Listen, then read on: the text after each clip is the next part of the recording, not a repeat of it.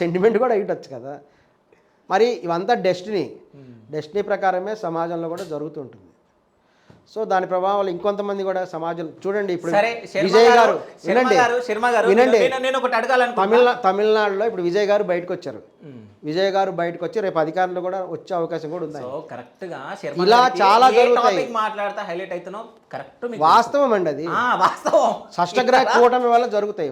So దాని వల్ల పెద్ద పెద్ద వాళ్ళ పేర్లు ఎత్తుకుంటే కొంచెం బాగుంటదని జరుగుతుంది కదా, జరుగుతున్న విషయం. సో తమిళనాడు విజయ్ గారి పేరు, తమిళ ఇప్పుడు విజయ్ రాబోతున్నారు, రేపు ఎలక్షన్లో గెలుస్తాడు ఆయన, ఎలక్షన్లో గెలవబోతున్నారు ఆయన.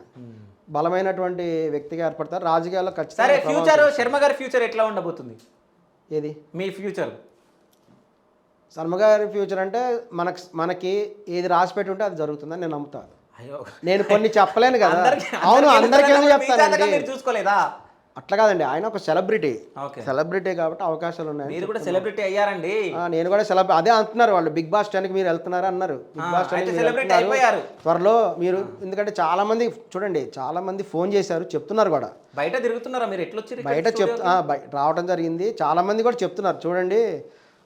మానవ చూడండి, అందరూ రికగ్నైజ్ చేస్తున్నారు.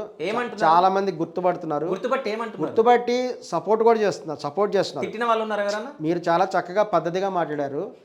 విమర్శించిన వాళ్ళు ఉంటారు కదండి, సపోర్ట్ చేసిన వాళ్ళు ఉంటారు. నేను నిజం చెప్తాను, సపోర్ట్ చేసే వాళ్ళు ఎక్కువ ఉన్నారు. బయట తిరిగినప్పుడు ఎవరైతే సపోర్ట్ చేసిండో అందరూ సపోర్ట్ చేస్తున్నారు. అవును, మీరు పద్ధతి ప్రకారం మాట్లాడుతున్నారు, నేను పద్ధతి ప్రకారం పద్ధతి అంటే సామాన్లు. ఏది సామాన్లు? సామాజిక బాధ్యతతో ఉండాలని చెప్తున్నా. స్త్రీ పురుషులు సమానంగా. ఒకటే రిక్వెస్ట్, మా శివ స్టూడియోస్ త్రూ ఈ శివగాడు మాట్లాడుతున్నాను, కొంచెం మీరు సామాజిక బాధ్యతతో ఉంటాం.